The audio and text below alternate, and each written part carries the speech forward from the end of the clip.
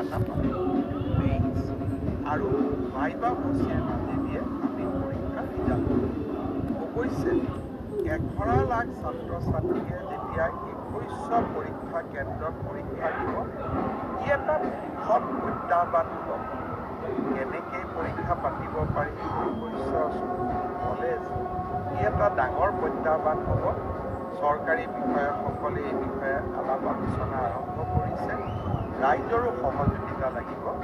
কি ধৰণে পৰীক্ষাটো বিতৰ্কৰ ওপৰত ৰাখিবৰ কাৰণে ৰাইজৰো আমি সহায় ল'ব পাৰোঁ, তাৰ বিষয়ে আমি চিন্তা চৰ্চা কৰিছোঁ। সময়ত আমি আপোনালোকক 3 অক্টোবৰৰ পৰা পুলিচৰ ইণ্টাৰভিউ আৰম্ভ হ'ব। তাত এনেকুৱা কোনো অসুবিধা নাই। যোৱাবাৰ যেনেকৈ নিযুক্তি হৈছিল এইবাৰো হ'ব।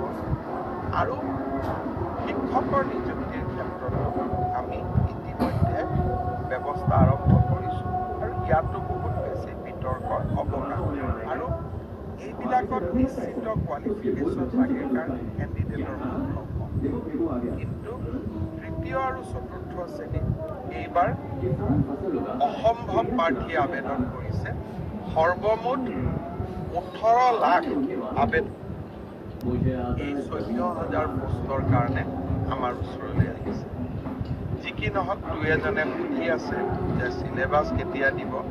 মই অহা পৰহি বা মেক্সিমাম 4 দিনৰ ভিতৰত চিলেবাছ 2খন প্ৰকাশ কৰিবৰ বাবে মই ৰিক্ৰুটমেণ্ট কমিশ্যনক নিৰ্দেশ দিছোঁ।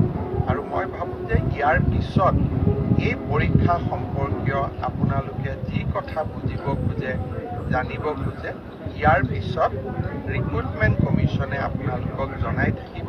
এইবাৰ আমি প্ৰিলিমিনাৰী পৰীক্ষা নাপাওঁ, মেইনছ আৰু ভাইবা ভচিৰ মাজেদিয়ে আমি পৰীক্ষাৰ ৰিজাল্ট দিম। অৱশ্যে 11 লাখ ছাত্ৰ ছাত্ৰীয়ে যেতিয়া 21 পৰীক্ষা কেন্দ্ৰত পৰীক্ষা দিব, ই এটা ভীষণ প্ৰত্যাহ্বানমূলক হ'ব। কেনেকৈ পৰীক্ষা পাতিব পাৰি 21 স্কুল কলেজ, ই এটা ডাঙৰ